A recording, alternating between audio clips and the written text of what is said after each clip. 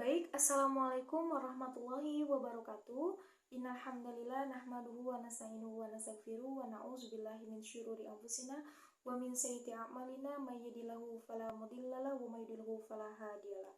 Asyhadu an la ilaha illallah wa asyhadu anna Muhammadan abduhu wa rasuluhu la nabiyya wa la rasula ba'da. Pertama-tama marilah kita panjatkan puji serta syukur kita kehadirat Allah Subhanahu wa taala yang mana telah memberikan kita beribu-ribu kenikmatan, di antaranya nikmat iman, Islam, dan nikmat sehat.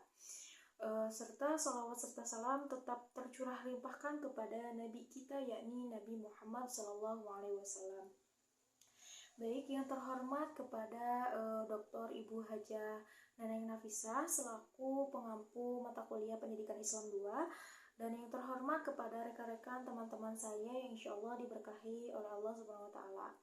Nah, baik, perkenalkan, nama saya Noviah Nayani, bisa dipanggil Via. Saya di sini akan sedikit memaparkan tentang teori-teori fitrah manusia. Nah, sebelum masuk kepada teori-teori tentang fitrah manusia, saya akan sedikit memaparkan terlebih dahulu tentang fitrah manusia. Nah, diantaranya,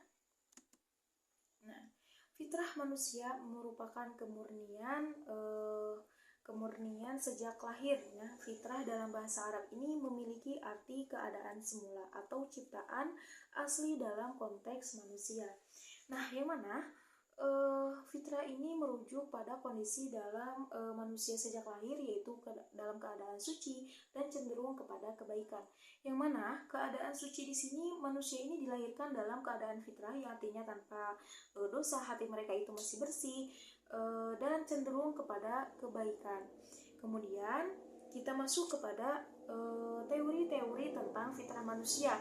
Di antaranya ada teori fitrah dalam Islam. Nah, di sini ada 3 poin yang terkait dalam teori fitrah dalam Islam. Yang pertama ada kebaikan bawaan, kemudian yang kedua ada tauhid sebagai fitrah, kemudian yang ketiga ada pendidikan sebagai pengembang fitrah. Nah, yang mana kebaikan bawaan ini bahwa jadi Islam ini mengajarkan bahwa setiap manusia ini dilahirkan dalam keadaan fitrah, yaitu dalam keadaan suci dan cenderung kepada kebaikan, yang mana potensi untuk berbuat baik dan bermain sudah tertanam pada sejak lahir. Nah, jadi konsep ini menunjuk bahwa kebaikan dalam sifat dasar manusia ini diberikan oleh Allah itu pada jadi dalam kebaikan manusia itu diberikan pada sejak kita masih fitrah gitu, dalam keadaan suci. Kemudian poin yang kedua yaitu tauhid sebagai fitrah.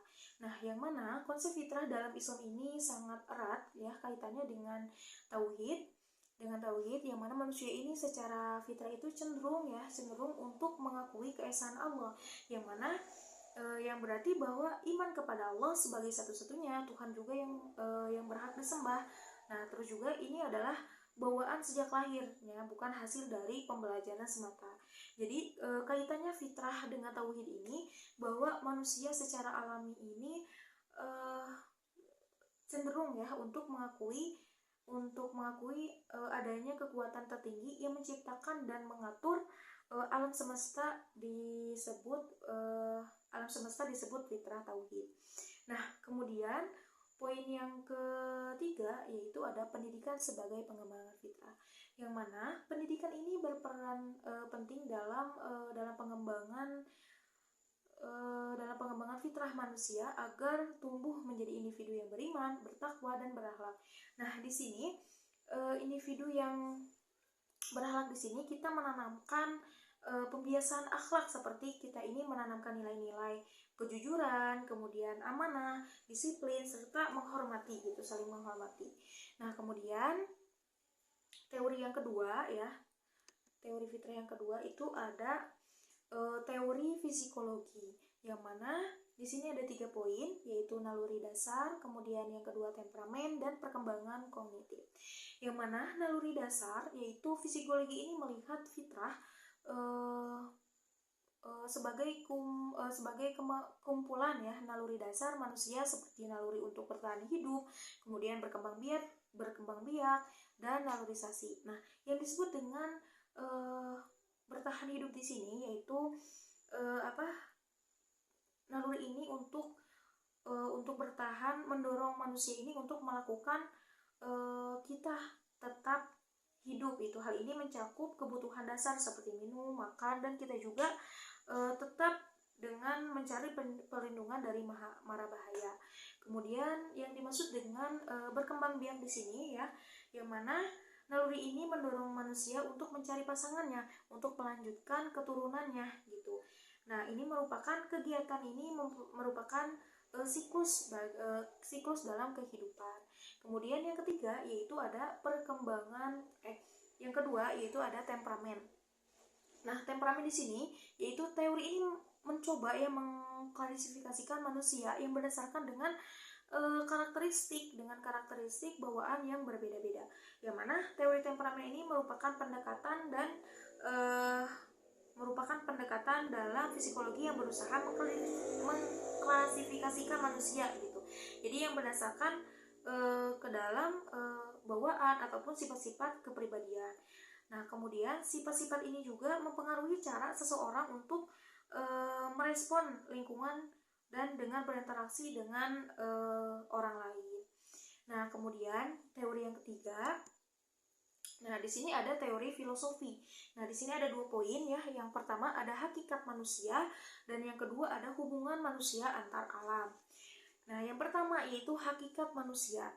Yang mana para filosofi ini mencoba untuk menggali hakikat manusia yang sebenarnya beberapa filosof ini berpendapat gitu bahwa manusia ini memiliki potensi terbatas untuk